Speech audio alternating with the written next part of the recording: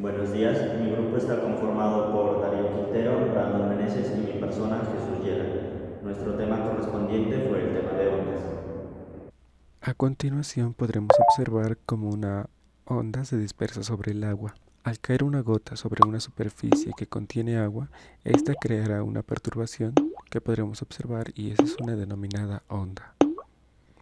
Podremos variar su frecuencia al hacer que la gota caiga de forma más rápida o también más lenta.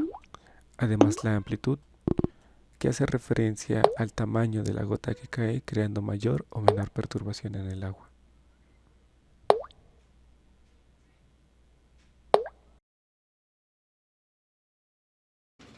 A continuación, procedemos a explicarles parámetros generales de lo que es una onda. Cabe resaltar que una onda es una perturbación en un medio y que estas son las únicas que pueden transmitir energía sin necesidad de un transporte de materia. Las ondas se subdividen en dos tipos, las primeras mecánicas, las cuales necesitan de un medio para transportarse, y las segundas, las electromagnéticas, las cuales se pueden transportar inclusive en el vacío.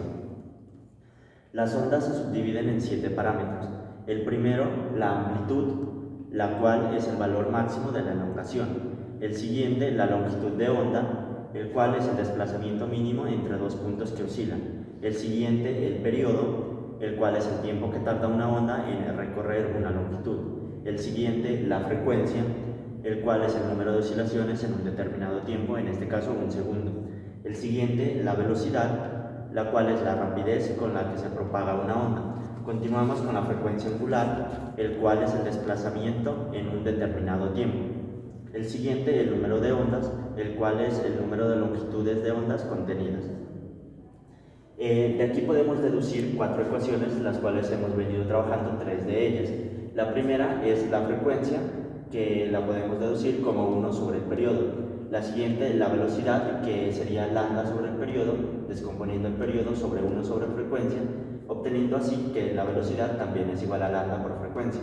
La frecuencia angular, que podemos escribirla como 2pi sobre el periodo, descomponiendo nuevamente el periodo, obteniendo 2pi por frecuencia. Y el número de ondas, la cual podemos deducirla como 2pi sobre lambda. Las ecuaciones de las ondas podemos subdividirlas dependiendo la función de la onda, la cual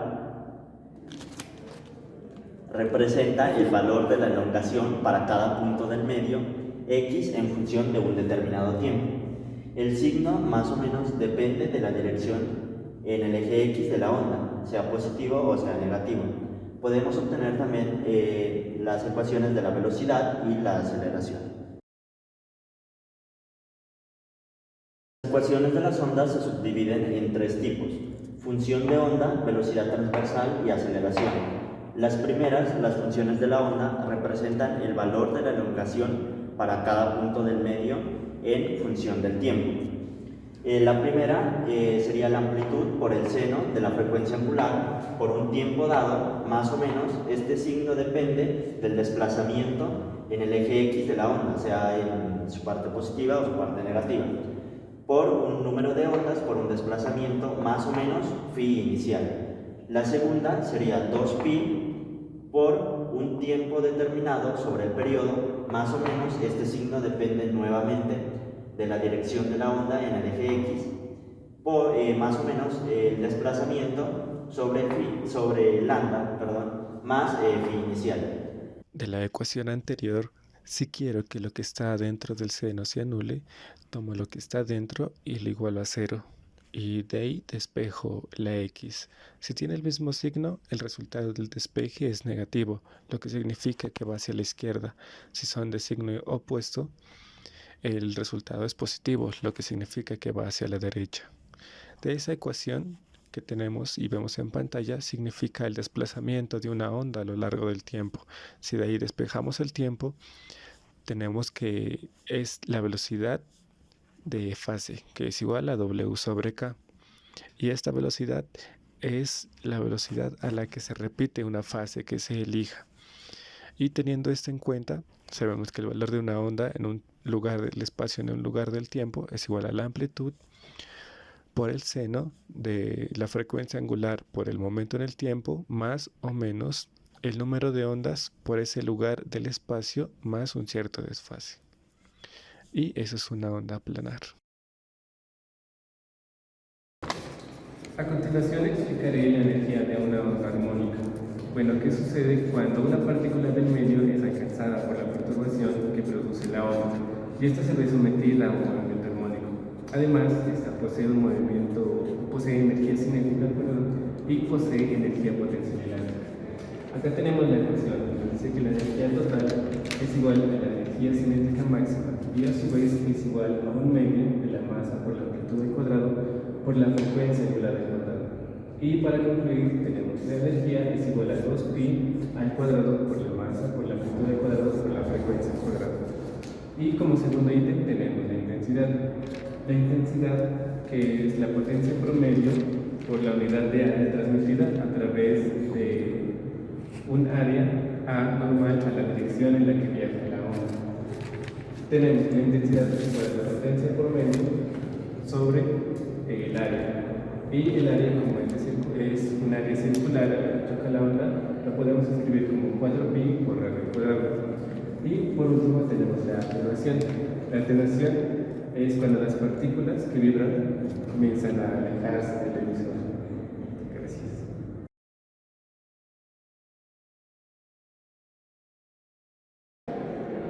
Yo voy a hablar sobre los fenómenos ondulatorios en las ondas, los cuales se dividen en cuatro: principio de Hughes, difracción, refracción y reflexión. El principio de Hughes establece que todo punto de un frente de onda es a su vez una fuente de onda esférica.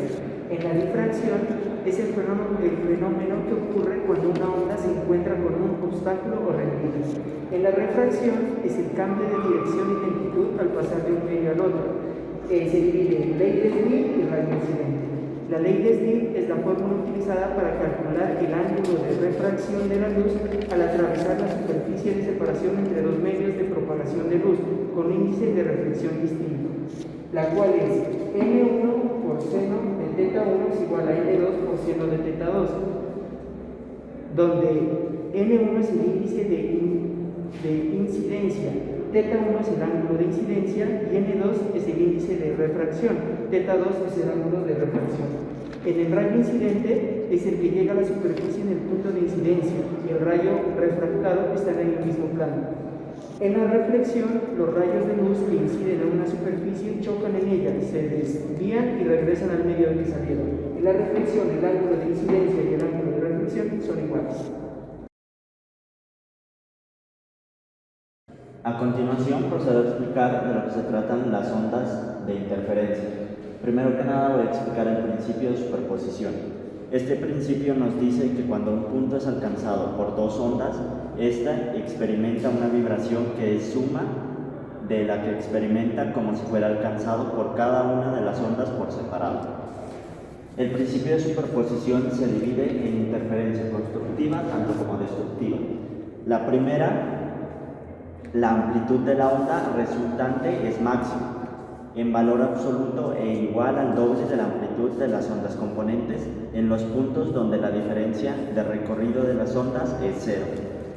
En la de interferencia destructiva, la amplitud resultante de la onda es nula en los puntos donde la diferencia de recorrido de las ondas es número impar de semilongitudes de onda.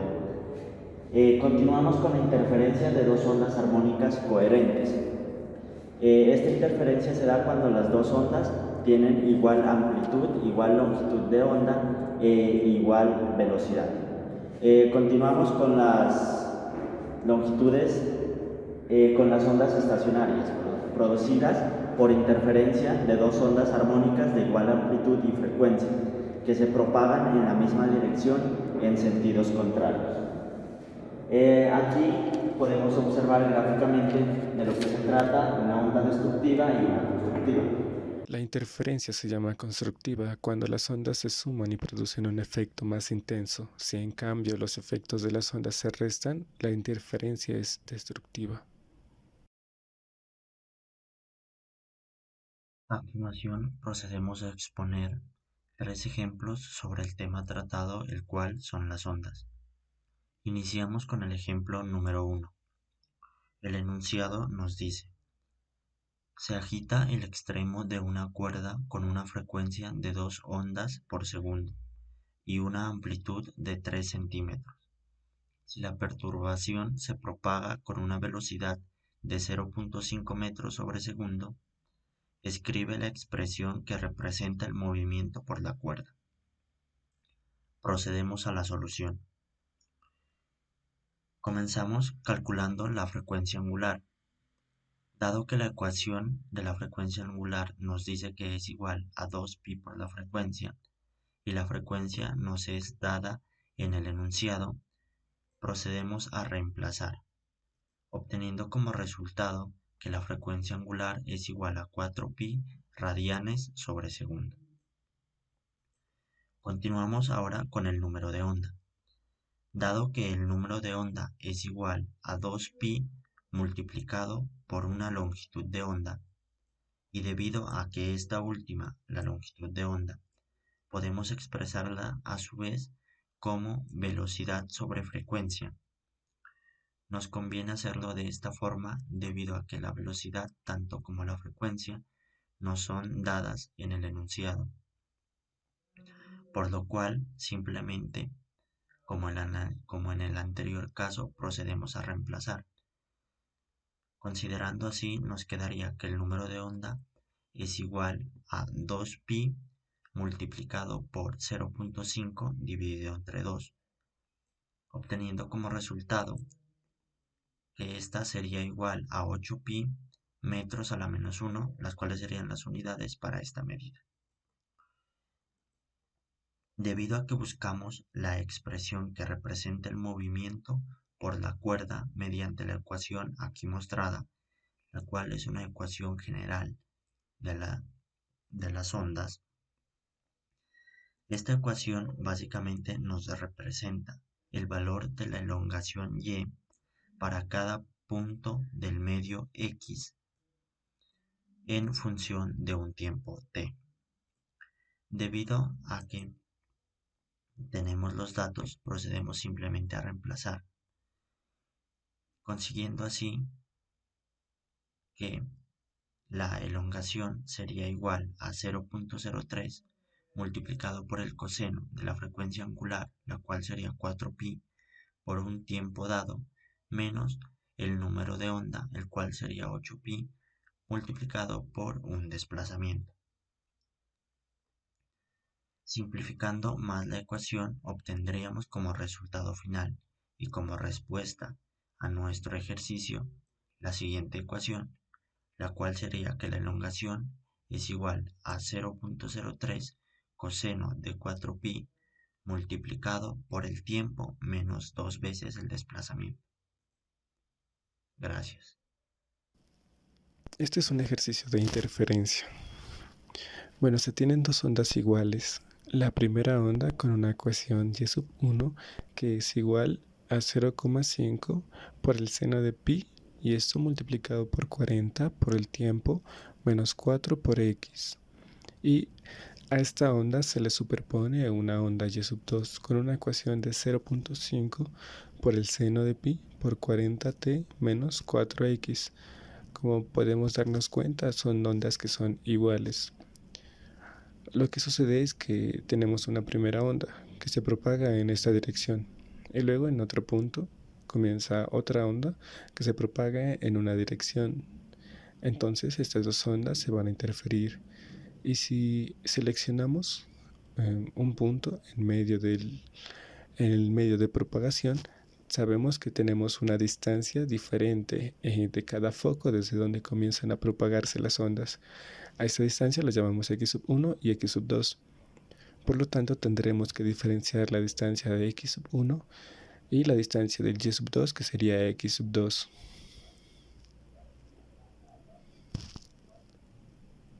Bueno, el primer apartado nos pide escribir la ecuación que resulta de la interferencia de las dos ondas. Entonces, para esto tenemos que sumar la onda 1 más la onda 2. Este es el principio de superposición. Para escribirlo, pues escribimos 0.5 por la suma del seno del primer ángulo más la suma del seno del segundo ángulo. Tendremos que tener en cuenta la siguiente fórmula, que el seno de A más el seno de b es igual a 2 veces el seno de a más b sobre 2 por el coseno de a menos b sobre 2. Con esto en mente, entonces podemos escribir que sería 2 por el seno de a más b, que todo lo de arriba es a y todo esto que hay acá abajo es b. Entonces sería por el seno de a más b, que sería pi, que es factor común, de 40t menos 4 por x sub 1 más 40t menos 4 por x sub 2. Y todo esto partido sobre 2. Y ahora por el coseno de a menos b, el factor común es pi, y sería 40t menos 4 por x sub 1 menos b, que sería 40t menos, que se transforma en más 4 por x sub 2. Y todo esto partido sobre 2. Si simplificamos los términos semejantes, entonces tendremos la siguiente forma. Sería 0.5 por 2, que sería 1 por el seno de... Aquí podemos sacar factor común pi, y 40 más 40 sería 80, entre 2 sería 40, 40t, y ahora menos 4x1 menos 4x sub 2 sería menos 4x sub 1 más x sub 2. Y esto partido sobre 2. Y ahora con el coseno, que sería 40t menos 40t, que se cancelan, y quedarían pi, que es factor común, 4pi, sacamos el factor común que es el 4, y ahora x sub 2 menos x sub 1, y esto sobre 2. Bien, entonces la ecuación sería igual a 1, ponemos el coseno del principio, por el coseno de 4 entre 2 es 2, 2pi, por x sub 2 menos x sub 1, y esto por el seno de pi, que multiplica a 40 por t menos 4 por x sub 1, que bueno, podemos simplificar el 4 sobre el 2, que sería igual a 2, que multiplica a x sub 1 más x sub 2. Y esta sería la ecuación de la interferencia.